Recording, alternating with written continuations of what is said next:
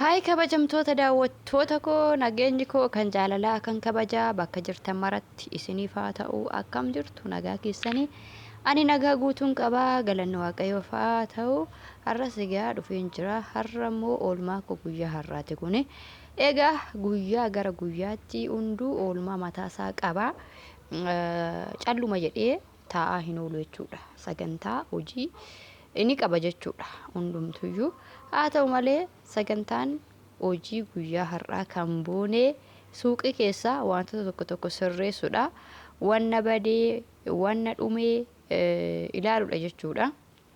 egaa suuqiin akkaataa itti hojjetamu wanna dhumes ilaallachaa wanna bades ilaallachaa wantoonni tokko tokko yeroo irra darbuu danda'a waan ta'eef kana astaayitii yookiin ilaalchatti gootanii ilaalaa yoo deemtan malee hin ta'u haa ta'u malee har'a immoo utumanii meeshaa ilaalaa jiru wanna na mudate tokkotu jira kuni anaaf akka mudannooti innis maani yoo jettani lafti kuni xiqqoo gara galgalaati haa ta'u malee soogiddatu na jalaa wal qabate jechuudha dhugaa dubbachuudhaaf maal akka ta'e hin beeku bakka teessuma isaatiin taaniif haa ta'u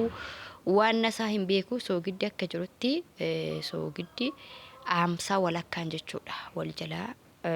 walitti naalaa qabate yoo lafa gogogaallee hin keenye haa ta'u malee lafti isaas liishoodha waan ta'eef ituma lafa gogogaa kaanillee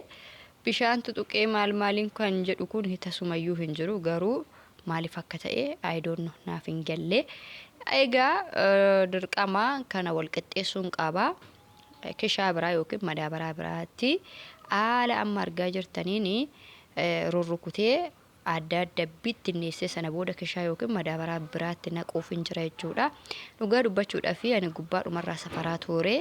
hin argine yeroo xiqqoo bootaa isaatiin holsisa jedhee yeroo laalu natti ulfaate jabaate sana booda gara godaasaa yeroon qabadhu wal qabate jechuudha kun amma akkuma argitanitti kuratee jira jechuudha garmalee kuratee jira yoogaa kun akkuma argitan tuttumaatan jira tumee adda baasan jira naa caccabuu didee baay'ee tokko na rakkisee dhugaa dubbachuudhaaf sharaarra diriirsee haaluma argaa jirtan kanaan qaxqaxaatiin jira yoogaa hojii mana ofii keessaa nama hin nuffisiisu baay'ee tokko namatti tola haala kamuu keessatti dhugaa dubbachuudhaaf hojii mana ofii nama hin nuffisiisu baay'ee si'aayina guddaadhaan hojjetama jechuudha hojii mana ofii keessaa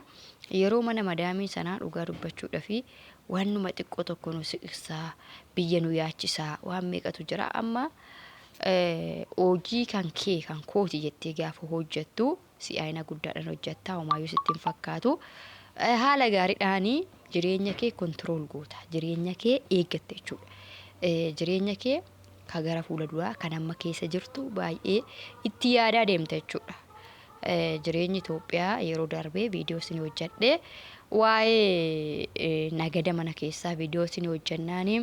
atis amuma qarshiin sirkaa dhumutti nu jajjabeessaa turte annoo akkas jechuu osoo hin taane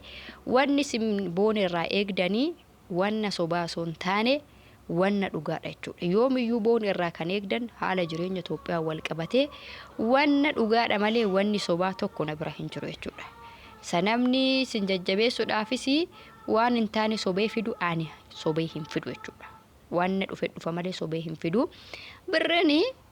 biyya harabaa hin dhuma jechuudha yeroo birri qabdu wanni hunduura kasa jechaa turte amma immoo birriin biyya harabaa sirkaa dhumnaani wanni hunduu waddade jetta akkasitti yaadina isiniin jedha waan hundumaafuu akkasitti yaadina ani yeroo jireenyi dabalee wanna tokko 500 nan bite yoo ta'e 500 nan sittima irraa qannasee akkati gammadduuf akkati yeewu taatuuf 300 200 isiniin jedhu jechuudha yeroo dabale akka dabalitti sittima yeroo qannase akka qannasitti sittima malee isa irra dibaa sana soba sobanii waan hin taane waan biyya keessa hin jirre namatti man sana hin jaaladhu yoo isin liqinfame hin liqinfama yoo ta'u baate hin afaan isiniin jedha yeroo sana waanuma xiqqoo waanuma akka dinnichaa wanti wayii waraabee eewwade dhugaadha eewwadde fakkeenya fi har'a ayodiinni kiiloon tokko birri 35 ta'e boroo yookiin 50 ta'a yookiin 40 ta'a yookiin 60 ta'a. Kanammoo booneen waan irraa si hir'isu sin qabu sobaan immoo waan ittiin si dabalu sin qabu jechuudha. Kanaafi birri biyya Arabaa immoo yeroo kamuu biyaansi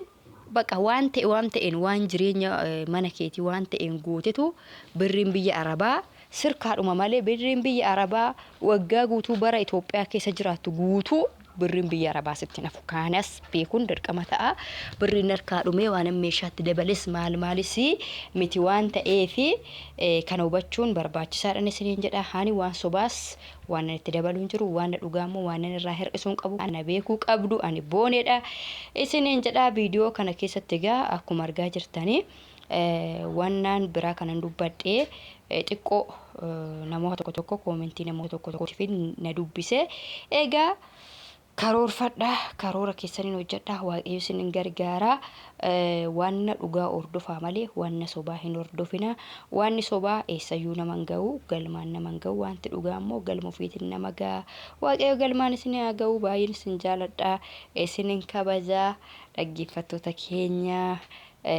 Waan hundaanuu na jajjabeessa ani baay'een isin jaaladhaan isinin jedha. Yoo gaafii qabaattan immoo gaafii na gaafachuu hin dandeessu. Namoonni meeshaa ajajachuu barbaadan kallattii kamiinuyyuu lakkoofsa koo yuutuubii jalaa fudhadhaatii WhatsApp birraan heloo jedha. Bakka barbaadanitti jechuudha magaalaa Warsoo Diilallaa bakka barbaadanitti isin geessuu nan danda'a isinin jedha. Baay'ee galatoomaa eebbifamaa daawwattoota keenya. Egaa harki kamuyyuu yoo hojjetee harki kamuyyuu haa nyaatu gatii dadhabbii isaa argatu waan jedhameefi jabaadhatti hojjedha. Waaqayyo isin gargaara.